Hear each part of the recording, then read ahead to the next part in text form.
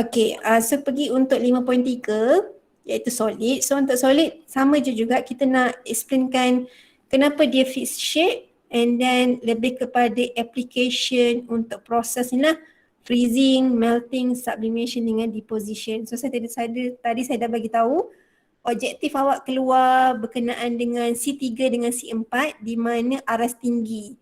So dia kata dia lebih kepada describe dan juga berkenaan dengan application, apply kan proses ni pada kehidupan seharian.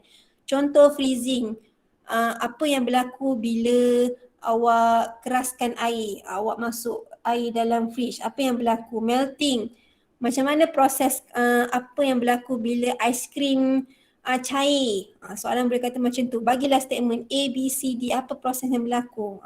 Tu awak kena tahulah proses yang berlaku. Sublimation, contoh-contoh application untuk sublimation apa?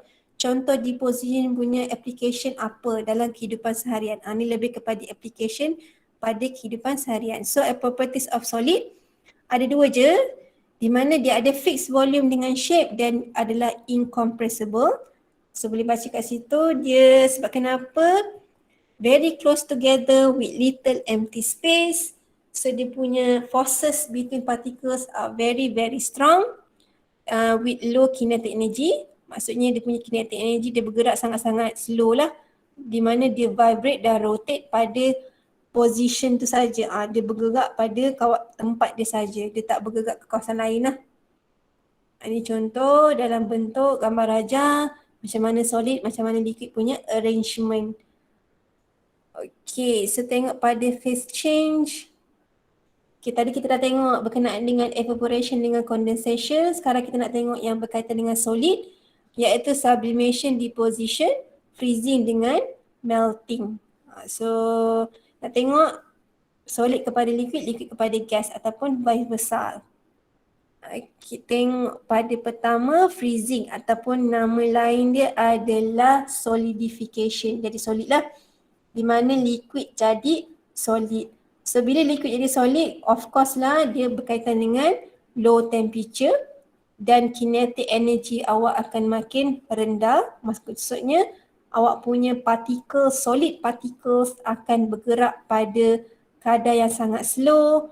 So bila awak punya intermolecular forces are strong enough untuk nak pegang dorang antara satu sama lain pada fixed position, so awak punya particles tu akan tak lagi remain as liquid lah. Dia akan tukar kepada solid. Itu kalau freezing. Kalau untuk melting solid kepada liquid, contoh dia pada sekiranya kita panas lah. Waktu panas akan berlakunya kinetic energy awak, particles untuk solid akan makin tinggi. So particle akan vibrate faster. Bila cukup kinetic energy, dia akan overcomekan intermolecular forces. Time tu solid akan tukar jadi liquid. Ni dia punya explanation lah apa yang berlaku untuk melting dengan freezing. Okay, melting nama lain dia fusion Okay, contoh kehidupan seharian, of course awak tahu keraskan air jadi ice cube tu. Contoh dekat lake, dekat tasik ada namanya ice dekat atas tu, pembekuan telah berlaku. And then kalau untuk melting, contoh aiskrim cair ataupun snowman pun cair, apa berlaku, itu proses apa. So kadang-kadang soalan bertanya, dia bagi gambar aja, so what is the process involved in this pictures ke apa ke. So itu antara contoh-contoh soalan boleh keluar lah. Okay, sublimation adalah solid kepada gas. So macam mana solid tu boleh terus kepada gas? Bila masa awak punya kinetic energy tu ataupun awak punya solid tu dia akan heated, tapi dia punya kinetic energy tu dia berlakunya perubahannya sangat-sangat drastik. Sebab tu dia kata kinetic energy of solid particles increase abruptly. Berlaku sangat-sangat drastik. So di mana particles akan vibrate very vigorously, sangat-sangat laju, yang menyebabkan dia terus tukar kepada gas. Dia akan straight away change to disorder arrangement of gas. So dia tak akan jadikan liquid lah. So dia akan bypasskan liquid punya intermolecular forces. Sebab kenapa? Disebabkan kinetic energy dia yang berlaku perubahan secara mendadak. Berlakunya perubahan peningkatan kinetic energy yang sangat mendadak menyebabkan awak punya solid punya particles akan bergerak terlalu laju sangat-sangat vigorously. So dia terus tukar jadi gas. Okay, so kalau di position pula terbalik, gas kepada liquid pula, gas kepada solid pula. Di mana dalam kes ni, kita panggil dia gas supercool. Di mana sama juga kesnya, kinetic energy dia berlaku perubahan yang sangat-sangat mendadak, tapi dalam kes ni, perubahan penurunan yang sangat mendadak. Decrease abruptly lah, decrease secara mendadak. So di mana particles tu tiba-tiba lah move sangat-sangat slow dan sangat-sangat akan menjadi semakin rapat, di mana intermolecular forces akan terus kuat untuk nak holdkan particles tu pada fixed position. Terus case macam tu, dia tak akan tukar pada liquid, dia akan terus menjadi solid sebab dia dah tak ada kinetic energy, terus bergerak dengan lambat. So dia boleh terus holdkan diorang punya forces together pada fixed position. Okay, contoh sublimation solid kepada gas adalah contoh dry ice. Dry ice adalah contoh perubahan solid kepada gas. Ataupun satu lagi jenjang iodine, I2. Kalau iodine ni molekulnya dia phase dia asal adalah solid, tapi bila kita dedahkan kepada room temperature, dia akan terus menjadi gas. Dia macam tu. Dia senang, dia tukar kepada gas terus, sublimation lah. So daripada iodine solid tukar kepada iodine gas. Itu contoh lain.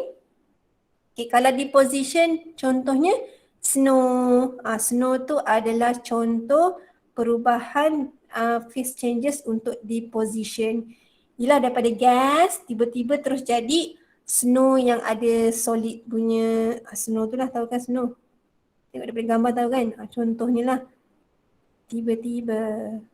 Okay, so ada dua ciri type solid. So tadi dah terangkan pasal phase changes. Saya tekankan lebih kepada deposition dengan sublimation lah. Saya lebih silap tengok pada deposition dengan sublimation lah sebab itu yang case rare, tak adalah rare. Maksudnya soalan yang lebih suka sebab dia tukar daripada solid kepada gas terus kan, tanpa melalui liquid. So soalan lebih prefer tanya deposition dengan sublimation. Tapi jangan lupakan jugalah freezing dengan melting. Tahulah juga proses yang berlaku. Okay, part last untuk solid adalah types of solid. So ada dua ciri solid, iaitu pertama kita panggil sebagai amorphous solid, yang kedua adalah crystalline solid. Kalau amorphous, senang cerita dia tak ada 3D arrangement. Ingat tu saja. Dan dia randomly arrange. Dia masih lagi solid, masih lagi ada shape. Cumanya dia tak ada secara fixed position, tak ada fixed punya arrangement. Berbanding dengan crystalline solid dia ada 3D punya structure. Okay, so contoh kalau amorphous solid tu macam serbuk lah. Serbuk solid apa-apa saja. Tu serbuk tu kan, serbuk kan dia kan tak ada fixed position, maksudnya tak ada fixed shape. Dia secara serbuk sahaja. Dia tak ada fixed shape. Kalau crystalline solid, contoh metal. Metal kan dah ada fixed shape tu, orderly shape iaitu 3D structure. Kini contohnya, kalau crystalline solid dia ada memang bentuk. Dia memang bentuk. Bila dia bergerak ataupun vibrate pun, dia masih lagi dalam fixed pattern. Maksudnya masih lagi dalam bentuk dia. Tapi untuk amorphous solid, bila dia vibrate, dia akan vibrate secara randomly. Sebenarnya tak ada bentuk sangat, tak ada 3D arrangement bentuk, tapi masih lagi solid sebab dia masih lagi ada position dia tu. Masih lagi pada, macam nak cakap, masih lagi pada fixed position lah. Dia punya intermolecular forces pun masih lagi kuat pegang. Sebab dia vibrate pada kawasan dia saja, pada tempat dia saja. Cumanya dia tak ada 3D arrangement. Okey, kalau crystalline solid pula, dia terbagi pula lagi kepada 4. Kalau ingat balik, kita dah masuk chapter 4 hari tu, di mana molecular covalent solid ni ataupun nama lain adalah simple molecular structure, yang itu saya dia ceritakan masa chapter 4 tu, 4.5. Yang P4S8 patut iodine, itu adalah contoh untuk molecular covalent solid, which is dia whole by van der Waals forces sahaja. And then ingat balik ada giant covalent solid, iaitu berkenaan dengan silikon ataupun contoh lain diamond, graphite ni, ni daripada carbon, diamond pun daripada carbon. So dia ada link of covalent bond, ingat balik dulu Si, tetrahedrally bonded dengan secara covalent bond dengan silikon yang lain hari tu untuk giant covalent solid. Contoh lain ionic solid, which is metal dengan non-metal, yang di mana ada ionic bonds, contoh NaCl, Ki, potassium iodide.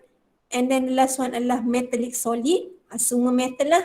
Semua metal tu adalah metallic solid, dia punya ciri dia, maksudnya types of solid dia.